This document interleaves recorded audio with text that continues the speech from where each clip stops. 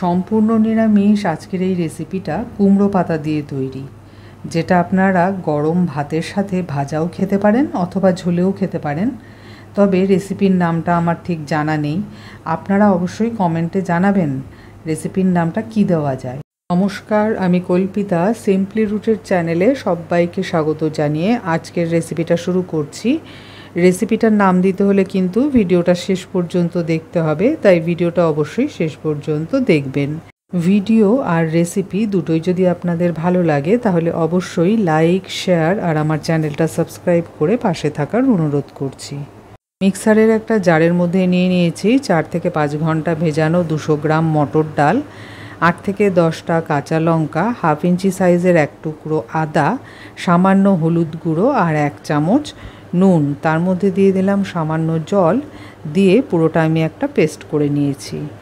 এখানে আমি নিয়ে নিয়েছি 5 থেকে 6টা কুমড়োর পাতা। কুমড়ো শাক কাটার মতো ঠিক পাতাটাকেও সেভাবে ছাড়িয়ে নিচ্ছি।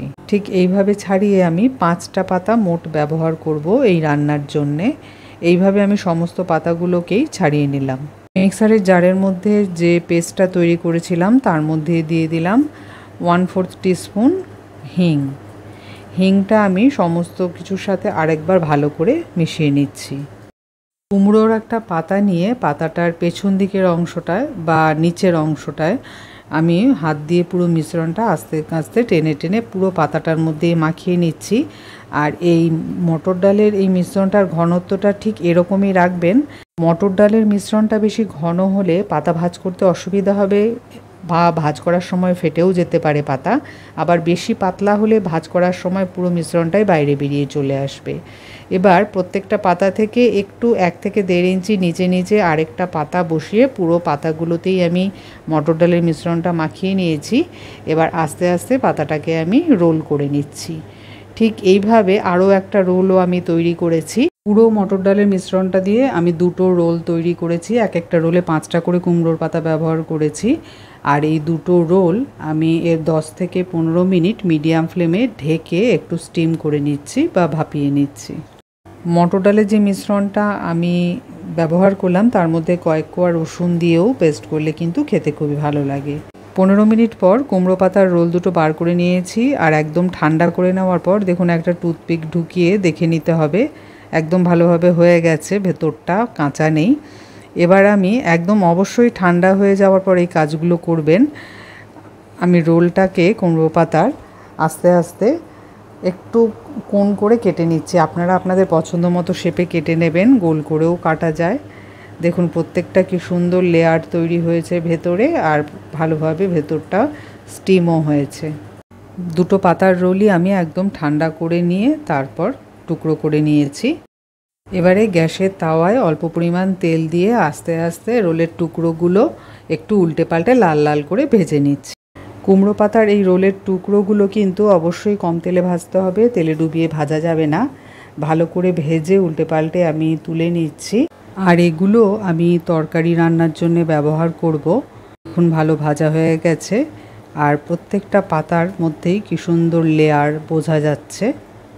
দেখুন কীভাবে প্রত্যেকটা পাতার মধ্যে লেয়ার লেয়ার বোঝা যাচ্ছে। আর একটা রোল আমি তৈরি করেছিলাম যেটা আমি ভাজা খাওয়ার জন্য রেখেছি। এই দেখুন এই রোলটার জন্য আমি 8টা কুমড়োর পাতা ব্যবহার করেছিলাম। 7 থেকে 8টার বেশি কুমড়োর পাতা ব্যবহার করা যাবে না, তাহলে রোলটা তৈরি করতে পারবেন না, ফেটে যেতে পারে। এবারে কড়ার মধ্যে পরিমাণ মতো তেল দিয়ে ভালোভাবে গরম হলে সামান্য গোটা জিরে আর 2টো তেজপাতা দিয়ে একটু নেড়ে চেড়ে এখন দিয়ে দিচ্ছি একটা টমেটো। টমেটোটা আমি মিক্সার জারের মধ্যে একটু আধ ভাঙা করে নিয়েছি, পুরো ফাইন পেস্ট হবে না, সামান্য ভাঙা ভাঙা থাকবে। এবার একটু নেড়ে চেড়ে দিয়ে দিলাম হাফ চামচ নুন। নুন দিয়েও একটু নেড়ে নিয়ে এখন দিয়ে দিচ্ছি 1 চামচ শুকনো লঙ্কার গুঁড়ো, হাফ চামচ ধনে গুঁড়ো, হাফ চামচ জিরে গুঁড়ো আর সামান্য একটু হলুদ গুঁড়ো। দিচ্ছি হাফ চামচ আদা বাটা, একটু নেড়ে চেড়ে নিয়ে দিয়ে দিচ্ছি 1.5 চামচ চিনি। রান্নায় নুন ঝাল মিষ্টি অবশ্যই আপনারা আপনাদের পছন্দ মতো ব্যবহার করবেন।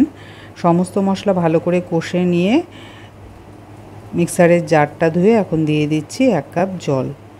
জল দিয়ে সব মশলা ভালো করে কষানো হয়ে গেলে সামান্য নেড়ে চেড়ে এখন দিয়ে দিচ্ছি হাফ চামচ নুন আর হাফ চামচ গরম মশলার গুঁড়ো। আবারও একটু নেড়ে চেড়ে এখন দিয়ে দিচ্ছি সামান্য হিং। হিং দিয়ে একইভাবে একটু নেড়েচেড়ে নিয়ে দিয়ে দিচ্ছি 1.5 কাপ জল। তরকারিটা কিন্তু মাখা মাখা হবে, বেশি ঝোল থাকবে না, সেজন্য আমি 1.5 কাপ জলই ব্যবহার করলাম। এবার 3 থেকে 4 মিনিট মিডিয়াম টু হাই ফ্লেমে একটু ফুটিয়ে নিচ্ছি। সাথে দিয়ে দিলাম বেশ কিছুটা ধনেপাতার কুচি। এখন কুমড়ো পাতা আর মটর ডালের ভাজা রোলগুলোও ঝোলের মধ্যে দিয়ে 1 মিনিট মতো ঝোলটাকে একটু ফুটিয়ে নেব হালকা নেড়েচেড়ে। রোলগুলো দেওয়ার পর কিন্তু বেশিক্ষণ আর ঝোলে ফোটানো যাবে না, তাহলে রোলগুলো খুলে যাবে। ব্যাস রেডি। এবার গ্যাস বন্ধ করে নামিয়ে নিচ্ছি।